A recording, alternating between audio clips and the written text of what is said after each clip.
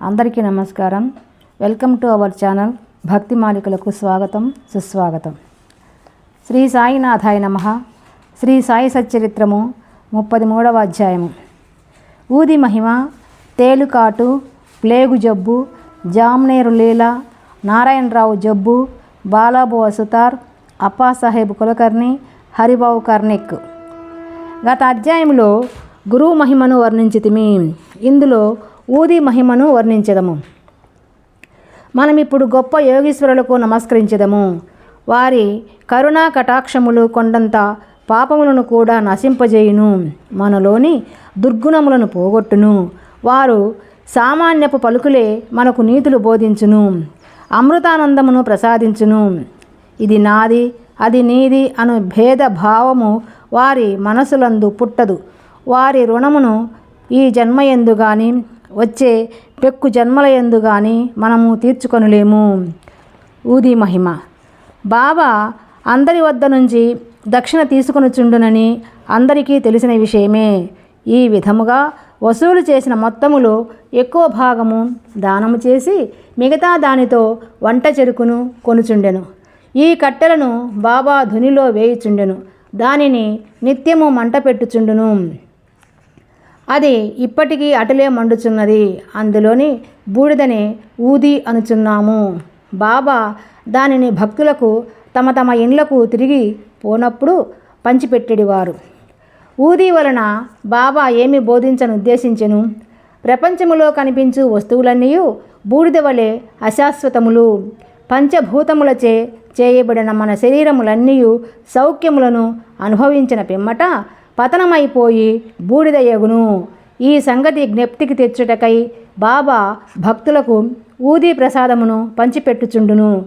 ఈ ఊది వలననే బ్రహ్మము నిత్యమనియు, ఈ జగత్తు అశాశ్వతమనియు, ప్రపంచములో గల బంధువులు కొడుకు గాని తండ్రి గాని తల్లి గాని మనవారు కారని బాబా బోధించెను. ఈ ప్రపంచములోనికి మనము ఒంటరిగా వచ్చితిమి, ఒంటరిగానే పోయేదము. ఊది అనేక విధముల శారీరక మానసిక రోగములను బాగు చేయుచుండెను. భక్తుల చెవులలో బాబా ఊది ద్వారా దక్షిణ ద్వారా నిత్యానిత్యములకు గల తారతమ్యమును, అనిత్యమైన దానియందు అభిమాన రాహిత్యము గంట మ్రోతవలే వినిపించుచుండెను. మొదటిది ఊది వివేకమును, రెండవది దక్షిణ వైరాగ్యమును బోధించుచుండెను. ఈ రెండును కలిగి ఉన్న గాని సంసారం అనే సాగరమును దాటలేము. అందుచే బాబా అడిగి దక్షిణ తీసుకొనుచుండును. షిరిడీ నుండి ఇంటికి పోవునప్పుడు భక్తులకు ఊదియే ప్రసాదముగా ఇచ్చి కొంత నుదుటిపై వ్రాసి వరదహస్తమును వారి శిరస్సుపై ఉంచుచుండెను. బాబా సంతోషంతో ఉన్నప్పుడు పాడుచుండెడివారు. పాటలలో ఊది గురించి ఒకటి పాడుచుండిరి. దాని పల్లవి కళ్యాణ రామ రారమ్ము, గోనెలతో ఊదిని తేతెమ్ము. బాబా దీనిని చక్కగా రాగముతో మధురముగా పాడుచుండెడివారు. ఇదంతయు ఊది యొక్క ఆధ్యాత్మిక ప్రాముఖ్యము. దానికి భౌతిక ప్రాధాన్యము కూడా కలదు. అది ఆరోగ్యమును, ఐశ్వర్యమును, ఆతురతలను, విమోచనమును మొదలగునవి ఒసగుచుండెను. ఇక ఊది గూర్చిన కథలను ప్రారంభించదము. తేలుకాటు. నాసిక్ నివాసియగు నారాయణమూర్తి రామ్జానీ అనునతడు బాబా భక్తుడు. అతడు రామచంద్ర వామన్ మోదక్ అను బాబా భక్తుని వద్ద ఉద్యోగము చేయుచుండెను. అతడు ఒకసారి తన తల్లితో షిరిడీకి పోయి బాబాను దర్శించెను. అప్పుడు స్వయముగా బాబా అతడు మోదక్ సేవను మాని తాను సొంతముగా వ్యాపారం పెట్టుకొనవలనని చెప్పెను. కొన్ని దినముల తరువాత బాబా మాట సత్యమయ్యను. నారాయణ ఉద్యోగము మాని స్వయముగా ఆనందాశ్రమము అను హోటలు పెట్టెను. అది బాగా అభివృద్ధి చెందెను. ఒకసారి ఈ నారాయణరావు స్నేహితునికి తేలు కుట్టెను. దాని బాధ భరింపరానంత ఉండెను. అటువంటి విషయములలో ఊది బాగా పనిచేయును. నొప్పి ఉన్న చోట ఊదిని రాయవలను. అందుచే నారాయణరావు ఊది కొరకు వెదకెను. కానీ అది కనిపించలేదు. అతడు బాబా పటము ముందర నిలచి బాబా సహాయం కోరి బాబా నామజపము చేసి బాబా పటము ముందు రాలిపడిన అగరువత్తి బూడిద చిటికెడు తీసి దానినే ఊదిగా భావించి నొప్పి ఉన్న చోట రాసెను. అతడు ఊది రాసిన చేయి తీసివేయగానే నొప్పి తగ్గిపోయాను. ఇద్దరు ఆశ్చర్యానందములలో మునిగిరి. ప్లేగు జబ్బు. ఒకానొకప్పుడు బాంద్రాలో నుండి ఒక బాబా భక్తునికి వేరొక గ్రామమున ఉన్న తన కుమార్తె ప్లేగు జ్వరముతో బాధపడుచుండెనని తెలిసెను. అతడు తన వద్ద ఊదీ లేదనియు కనుక ఊదీ పంపుమని నానాసాహెబ్ చాందోర్కర్ గారికి కబురు పంపెను. ఈ వార్త నానాసాహెబ్కు ఠానా రైల్వే స్టేషన్ వద్ద తెలిసెను. అప్పుడు అతడు భార్యతో కూడా కళ్యాణ్ పోవుచుండెను. వారి వద్ద అప్పుడు ఊదీ లేకుండెను. కావున నానాసాహెబు రోడ్డుపైని మట్టిని కొంచెము తీసి సాయినామ జపము చేసి బాబా అనుగ్రహమును అభ్యర్థించి తన భార్య నుదుటిపై రాసెను. కబురు తెచ్చిన వ్యక్తి ఇదంతయు చూచెను. ఆ భక్తుడు ఇంటికి పోవుసరికి 3 రోజుల నుండి బాధపడుచున్న వాని కూతురు జబ్బు నానాసాహెబు తన భార్య నుదుటిపై మట్టిని పూసినప్పటి నుండి తగ్గెనని మిక్కిలి సంతసించెను. జామ్నేరు లీల. 1904-1905 సంవత్సరమున నానాసాహెబ్ చాందోర్కర్ జామ్నేర్లో మామలతదారుగా ఉండెను. ఇది ఖాందేశ్ జిల్లాలో షిరిడీకి 100 మైళ్ళ దూరములో ఉన్నది. ఆయన కుమార్తె మైనతాయి గర్భిణి, ప్రసవించుటకు సిద్ధముగా ఉండెను. ఆమె స్థితి బాగులేకుండెను. ఆమె 2-3 దినముల నుంచి ప్రసవ వేదన పడుచుండెను. నానాసాహెబు ఔషధములన్నీ వాడెను, కానీ ప్రయోజనము లేకుండెను. అప్పుడు బాబాను జ్ఞప్తికి తెచ్చుకొని వారి సహాయము వేడెను. షిరిడీలో రామ్గీర్ బువాయను సన్యాసి ఉండెను. బాబా అతనిని బాపూగీర్ బువా అనువారు. అతని స్వగ్రామము ఖాందేశులో ఉండెను. అతడు అతడికి పోవుటకు నిశ్చయించుకొనెను. బాబా అతనిని పిలిచి మార్గమధ్యమున జామ్నేరులో కొంత విశ్రాంతి తీసుకొని నానాసాహెబ్కు ఊదిని హారతి పాటను ఇమ్మనెను. తన వద్ద 2 రూపాయలున్నవనియు అవి జలగాం వరకు రైలు టికెట్టుకు సరిపోవుననియు కాబట్టి జలగాం నుండి జామ్నేరు పోవుటకు ధనము లేదని రామ్గీర్ బువా చెప్పెను. అన్నీయు సరిగా అమరును కాన అతడు కలత చెందనవసరం లేదని బాబా పలికెను. శ్యామాను పిలిచి మాధవ్ ఆడ్కర్ రచించిన హారతిని వ్రాయుమనెను. హారతి పాటను ఊదీని రామ్గీర్ బువాకు ఇచ్చి నానాసాహెబ్కు అందజేయమనెను. బాబా మాటలపై ఆధారపడి రామ్గీర్ బువా షిరిడీ విడిచి రాత్రి 2:30 గంటలకు జలగాం చేరెను. అతడికి చేరినప్పటికీ అతని చెంత 2 అణాలు మాత్రమే ఉండెను. కాబట్టి కష్టదశలో ఉండెను. అప్పుడే ఎవరో బాపూగీర్ బువా ఎవరు అని కేక వేయుచుచుండిరి. బువా అచ్చటికి పోయి తనే అని చెప్పెను. నానాసాహెబు పంపించినారని చెప్పుచు ఆ బంట్రోతు బువాను ఒక చక్కని టాంగా వద్దకు తీసుకుని పోయెను.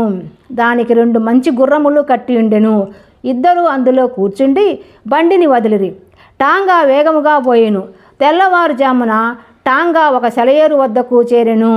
బండి తోలువాడు గుర్రములను నీళ్లు త్రాగించుటకు తీసుకుపోయెను. బంట్రోతు రామ్గీర్ బువాను పలహారము చేయమని పలహారపు దినుసులను పెట్టెను. గడ్డము మీసములున్న ఆ బంట్రోతు బట్టలు చూచి రామ్గీర్ బువా అతడు మహమ్మదీయుడని సంశయించి పలహారము తినకుండెను. కానీ ఆ బంట్రోతు తాను హిందువుడననియు గర్వాల్ దేశపు క్షత్రియుడననియు నానాసాహెబు ఆ పలహారమును పంపెను కాన తినుటకు ఎట్టి సంశయము వలదు అనెను. అప్పుడు ఇద్దరు కలిసి పలహారము చేసి బయలుదేరిరి. ఉషక్కాలము జామ్నేర్ చేరిరి. ఒంటికి పోసుకొనుటకై రామ్గీర్ బువా టాంగా దిగి 2-3 నిమిషములలో వచ్చెను. తిరిగి వచ్చేసరికి టాంగా కానీ టాంగా తోలువాడు కానీ బంట్రోతు కానీ లేకుండిరి. బాపూగీర్ బువా నోటి వెంట మాట రాకుండెను. దగ్గరున్న కచేరీకి పోయి అడుగగా నానాసాహెబు ఇంటి వద్దనే ఉన్నట్లు తెలిసెను. అతడు నానాసాహెబు గారింటికి వెళ్ళి తాను షిరిడీ సాయిబాబా వద్ద నుంచి వచ్చినట్లు చెప్పెను. బాబా ఇచ్చిన ఊది హారతి పాట నానాసాహెబుకు అందజేసెను. మైనతాయి చాలా దుస్థితిలో ఉండెను. అందరూ ఆమె గూర్చి మిగుల ఆందోళన పడుచుండిరి. నానాసాహెబు తన భార్యను పిలిచి ఊదీని నీళ్లలో కలిపి కుమార్తెకిచ్చి హారతిని పాడుమనిరి. బాబా మంచి సమయములో సహాయము పంపెనను అనుకునిరి. కొద్ది నిమిషములలో ప్రసవము సుఖముగా జరిగినని వార్త వచ్చును. గండము గడిచినదని చెప్పిరి. నానాసాహెబ్ గారు టాంగాను నౌకరును పలహారములను పంపినందుకు బాపుగీర్ బువా ఆయనకు కృతజ్ఞత తెలపగా అతడు మిక్కిలి ఆశ్చర్యపడెను. షిరిడీ నుంచి ఎవరు వచ్చుచున్నది అతనికి తెలియదు కనుక అతడు ఏమీ పంపి ఉండలేదని చెప్పెను. బీవీదేవి గారి విషయమై నానాసాహెబ్ చాందోర్కర్ కొడుకు బాపురావు చాందోర్కర్ను రామ్గీర్ బువాను కలుసుకొని విచారించి సాయిలీలా మ్యాగజైనులో గొప్ప వ్యాసమును ప్రకటించినారు. బివి నరసింహస్వామి గారు మైనతాయి బాపురావు చాందోర్కరు రామ్గీర్ బువాల వాంగ్మూలమును సేకరించి భక్తుల అనుభవములు అను గ్రంథమున ప్రకటించినారు. నారాయణరావు జబ్బు. భక్త నారాయణరావుకు బాబాను 2 సార్లు దర్శనం చేయు భాగ్యం కలిగెను. బాబా సమాధి చెందిన 3 ఏళ్లకు షిరిడీకి పోవలనని అనుకునెను, కానీ పోలేకపోయెను. బాబా సమాధి చెందిన 1 సంవత్సరములో అతడు జబ్బుపడి మిగుల బాధపడుచుండెను. సాధారణ చికిత్సల వలన ప్రయోజనము లేకపోలేదు. కావున రాత్రింబవళ్ళు బాబాను ధ్యానించెను. ఒకనాడు స్వప్నములో ఒక దృశ్యమును చూచెను. అందు బాబా అతనిని ఓదార్చి ఇట్లనెను: ఆందోళన పడవద్దు, రేపటి నుంచి బాగగును, వారం రోజులలో నడవగలవు. స్వప్నములో చెప్పిన రీతిగా రోగము వారములో కుదిరెను. ఇచ్చట మనము ఆలోచించవలసిన విషయము ఇది. శరీరం ఉన్నన్నాళ్ళు బాబా బ్రతికి ఉండిరా? శరీరము పోయినదిగాన చనిపోయినారా? లేదు, ఎల్లప్పుడూ జీవించే ఉన్నారు. వారు జనన మరణములకు అతీతులు. ఎవరైతే బాబానొకసారి హృదయపూర్వకముగా ప్రేమించెదరో వారు ఎక్కడున్నప్పటికీ ఎట్టి సమయముందు కానీ బాబా నుంచి తగిన జవాబు పొందెదరు. వారు ఎల్లప్పుడూ మన ప్రక్కనే ఉందురు. ఏ రూపంలోనో భక్తునకు దర్శనమిచ్చి వాని కోరికను నెరవేర్చెదరు. బాలబువా సుతార్. బొంబాయిలో నుండి ప్రముఖ సంకీర్తనాకారుడు బాలబువా సుతార్ ఒకసారి షిరిడీకి వచ్చెను. అతడు గొప్ప భక్తుడు. ఎల్లప్పుడూ అతడు భగవద్ధ్యానము భజన ఎందే తత్పరుడై ఉండేవాడు. అందుచే జనులు వారిని నవయుగ తుకారాం అని పిలిచేవారు.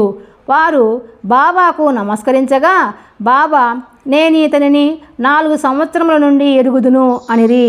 తాను మొదటిసారిగా ఇప్పుడే షిరిడీకి వచ్చిన వాడొకటచే బాలాబువా ఇదెట్లు సంభవము అనుకునెను. కానీ తీవ్రముగా ఆలోచించగా బొంబాయిలో 4 సంవత్సరముల క్రిందట బాబా ఫోటోకు నమస్కరించినట్లు జ్ఞప్తికి వచ్చెను. అతడు బాబా మాటల ప్రాముఖ్యమును గ్రహించెను. తనలో తాను ఇట్లనుకొనెను: యోగులెంతటి సర్వజ్ఞులు, సర్వాంతర్యాములు, తమ భక్తులందు వారికెంత ప్రేమ. నేను వారి ఫోటోను చూచుట వారిని స్వయముగా చూచిన దానితో సమానమని నాకు బోధించిరి. అప్పాసాహెబ్ కులకర్ణి. 1917వ సంవత్సరమున అప్పాసాహెబ్ కులకర్ణి వంతు వచ్చెను. అతను ఠానాకు బదిలీ అయ్యెను. బాలాసాహెబ్ బాటే అతనికి బాబా ఫోటో ఇచ్చి ఉండెను. అతడు దానిని జాగ్రత్తగా పూజించుచుండెను. పువ్వులు, చందనము, నైవేద్యము బాబాకు నిత్యము అర్పించుచు బాబాను చూడవలనని మిగుల కాంక్షించుచుండెను. ఈ సందర్భమున బాబా పటమును మనఃపూర్వకముగా చూచినచో బాబాను ప్రత్యక్షముగా చూచిన దానితో సమానమేనని చెప్పవచ్చును. కులకర్ణి ఠానాలో ఉండగా భివండి పర్యటనకు పోవలసి వచ్చెను. 1 వారము రోజులలో తిరిగి వచ్చుటకు అవకాశము లేకుండెను. అతడు లేనప్పుడు 3వ రోజున ఈ దిగువ ఆశ్చర్యకరమైన సంగతి జరిగెను.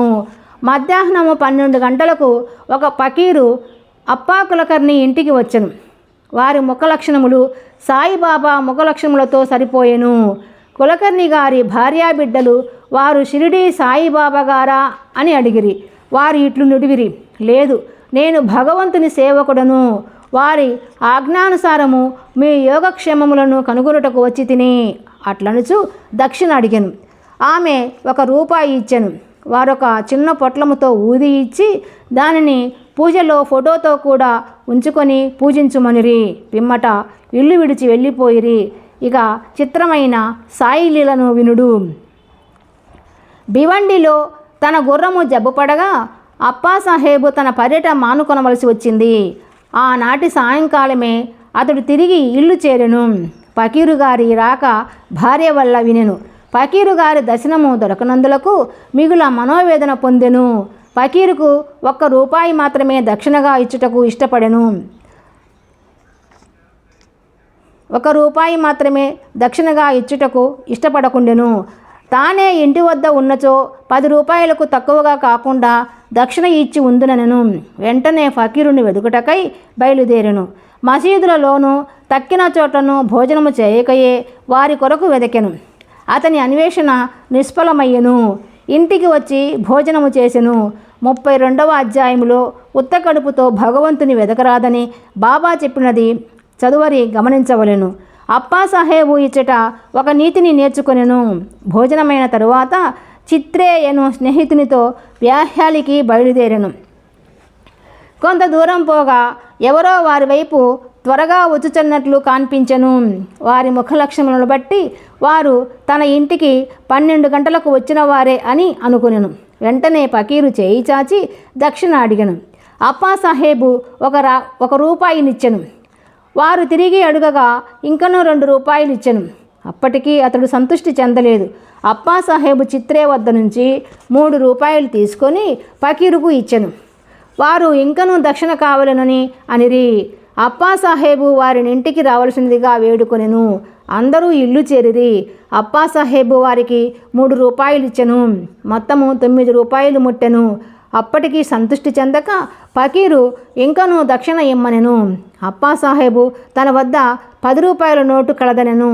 ఫకీరు దానిని పుచ్చుకొని 9 రూపాయలు తిరిగి ఇచ్చివేసి అక్కడ నుండి వెడలెను.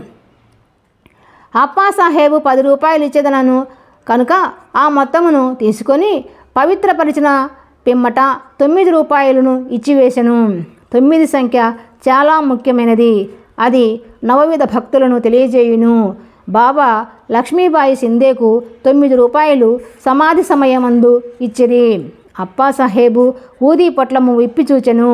అందులో పువ్వు రెక్కలు అక్షతలు ఉండెను. కొంతకాలం పిమ్మట బాబాను షిరిడీలో దర్శించినప్పుడు వారి వెంట్రుక ఒకటి చిక్కెను. అతడు ఊదీ పొట్లమును వెంట్రుకను ఒక తాయెత్తులో పెట్టి తన దండపై కట్టుకొనెను. అప్పాసాహేబు ఊదీ ప్రభావమును గ్రహించెను. అతడు మిక్కిలి తెలివైన వాడైనప్పటికీ నెలకు 40 రూపాయలు మాత్రమే జీతము దొరకుచుండెను. బాబా ఫోటోను ఊదీని పొందిన తరువాత 40 రూపాయలకు ఎన్నో ఎట్లు ఆదాయము వచ్చెను. మంచి పలుకుబడియు అధికారము లభించెను. ఈ లౌకికమైన కానుకలేగాక దైవభక్తి కూడా వృద్ధి అగుచుండెను. కావున బాబా ఊదీని పొందు భాగ్యము కలవారు స్నానము చేసిన పిమ్మట ఊదీని నుదుట రాసుకొని కొంచెము నీటిలో కలిపి బాబా పవిత్రమైన తీర్థముగా భావించి పుచ్చుకొనవలెను. హరిబావ్ కర్నిక్. ఠానా జిల్లా దహను గ్రామము నుండి హరిబావ్ కర్నిక్ అన్నతడు 1917వ సంవత్సరమున గురు పౌర్ణమి నాడు షిరిడీకి వచ్చి బాబాను తగిన లాంఛనములతో పూజించెను. వస్త్రములు దక్షిణ సమర్పించెను. శ్యామా ద్వారా బాబా సెలవు పొంది మసీదు మెట్లు దిగెను. అప్పుడే ఇంకొక రూపాయి బాబాకు దక్షిణ ఇవ్వవలనని తోచి మసీదు మరలా ఎక్కుచుండగా బాబా సెలవు పొందిన పిమ్మట తిరిగి వెనుకకు రారాదని విని ఇంటికి బయలుదేరు. మార్గమధ్యమున నాసిక్లో కాలారాముని మందిరము ప్రవేశించి దర్శనం చేసుకుని వెలుపలికి వచ్చుచుండగా నరసింహ మహారాజ్ అను యోగి తన శిష్యులను విడిచి లోపల నుండి బయటికి వచ్చి హరిబావు ముంజేతిని పట్టుకొని నా రూపాయి నాకిమ్ము